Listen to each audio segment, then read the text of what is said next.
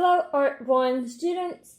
So the next couple of videos that I'm going to be posting on Google Classrooms involve a couple of different ways that you can finish your linear perspective word portion of your visual pun.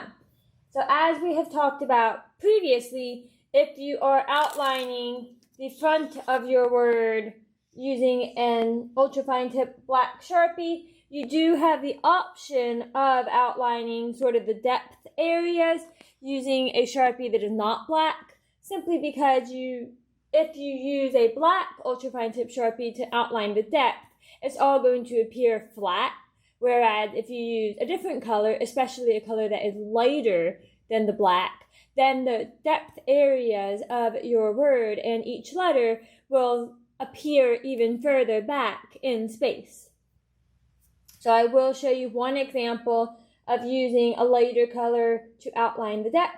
I will also show you this example, which includes adding some embellishment to your word to actually make your visual pun make a little bit more sense even before you start in with any outlining steps. So as you can see, I have the word moon here, and I have chosen to actually embellish the word moon with some different things that we tend to associate with outer space or with astronauts or things that are related to the moon. So I have a spaceship here on the outside of the M. I've got a cloud and a star down toward the bottom. And then I've got sort of a planet with a ring around it, just kind of adding to the whole outer space atmosphere. So then the next thing that I would be doing would be to go ahead and start in with any outlining that I might want to do, either on the shapes outside of my letters or the letters themselves. Now in a couple of my shapes, I actually have, like you can see on the cloud here, where the shape comes in front of the letter. Same thing up here with the ring around this planet. So for me, the first thing I'm going to do is pick a color that I want to use to outline the actual shapes or the little embellishments, and go ahead and outline them so that I can then erase those pencil lines before I get to the actual word portion, so that I don't forget which one is in front, or so that I don't accidentally draw right through something that is in front when I am outlining the actual letter itself. So now I know that this letter goes behind that cloud, so I will not outline that portion of the letter at all. Same thing on this O.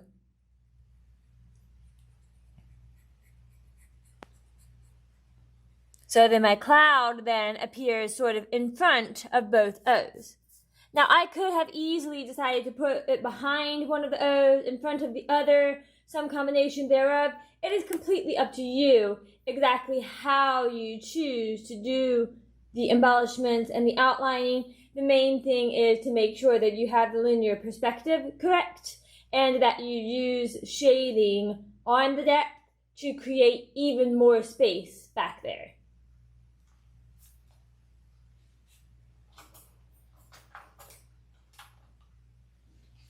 So then I'm just going to do the same thing. I'm going to outline sort of the ring around this planet.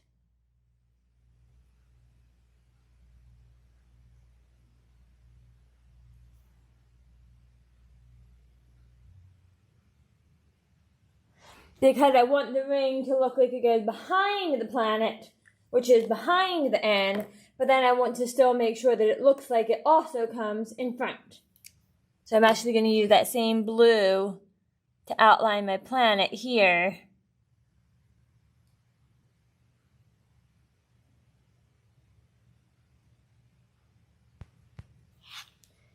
So that then I can go ahead and erase those pencil lines, knowing once again that my N is going to not appear within that ring.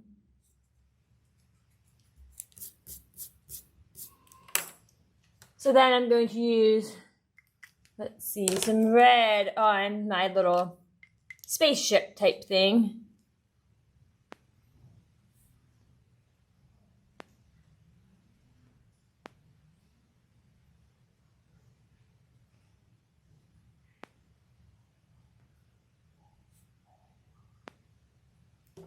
Now the exact way, once again, that you outline everything is up to you. You get to kind of pick and choose exactly what things look like.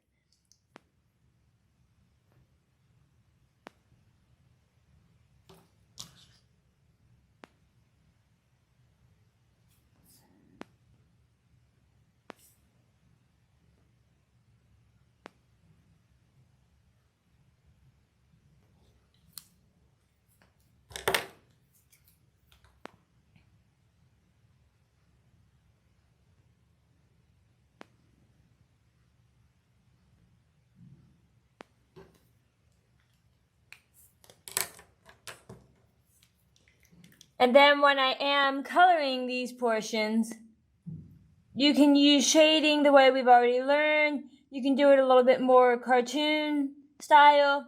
You can do a combination of things. There's not a real right or wrong as to how you choose to finish out those embellishments.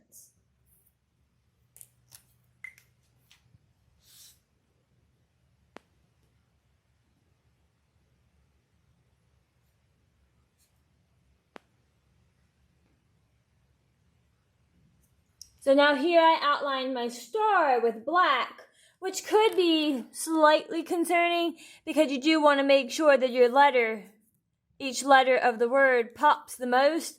But since that star is below the word, and it can actually kind of be floating in space, it makes sense for it to be the same color as the word, and I do not think it's large enough that it will distract from the word.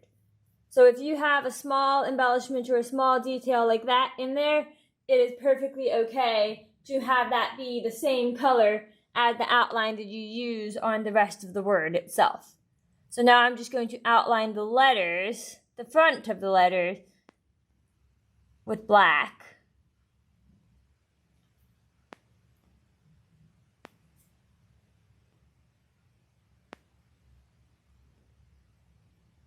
One of the big things here is to go nice and slow so that you can make each line one single swoop so that your overall letter looks as neat and precise as it can. Definitely turn the page whatever direction you need. It's perfectly okay if you end up tracing over a letter that is completely upside down.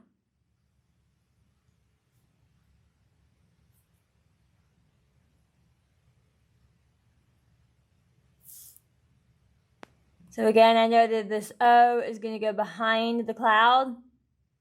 So as I'm tracing the front, I'm not going to go over the cloud at all. I'm just going to go right up to where that cloud stops the letter. This O is going to be the same way.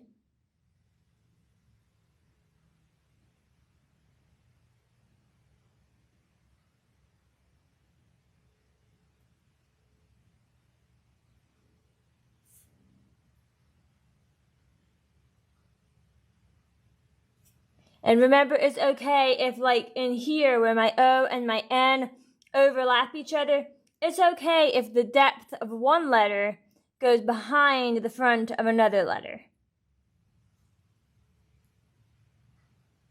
The exact order and arrangement of your letters is up to you, as long as we can read the word and figure out what it is saying, and you have that word drawn in correct linear perspective, you will have achieved the goal here. So again, feel free to play around with which letters are in front and which letters are behind, whether any of them sort of have any fun overlaps, whether the overlaps are completely normal. The exact lettering, style, technique, all of that is up to you.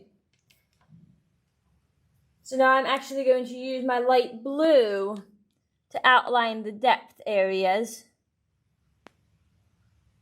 because I do want them to be a little bit outlined on this particular image, but I want to make sure that it stays lighter than the black that I have on the front, so that the depth continues to look like it goes away from the front rather than falling on the same level as the front.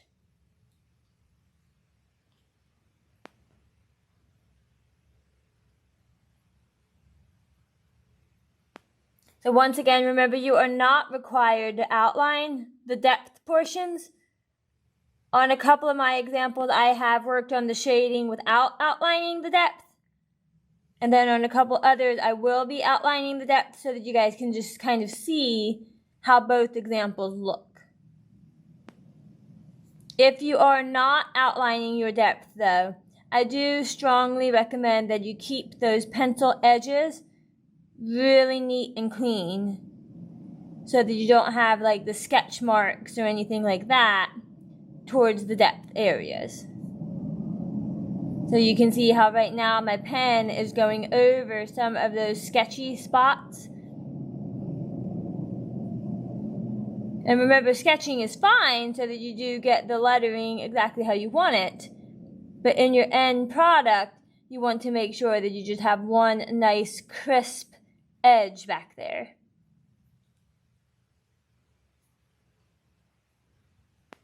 So now my next step, before adding any sort of coloring and shading, is going to be to go ahead and erase those pencil lines out.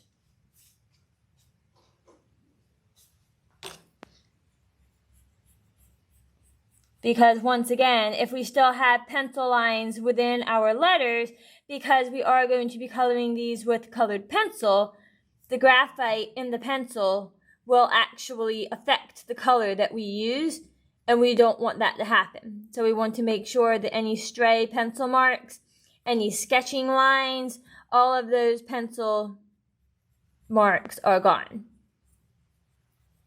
Whether it's in the depth, whether it's within the letter, outside the letter, the front of the letter, whether it's on one of the embellishments, wherever we might have pencil lines, we just need to erase those before we start into adding any of the color and the shading.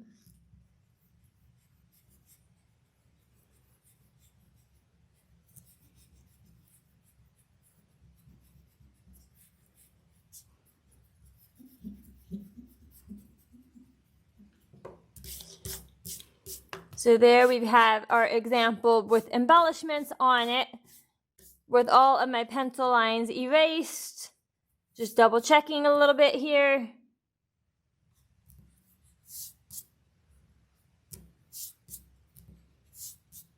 So all my pencil lines are now thoroughly erased from this word, and I am ready to go ahead and start in with adding color.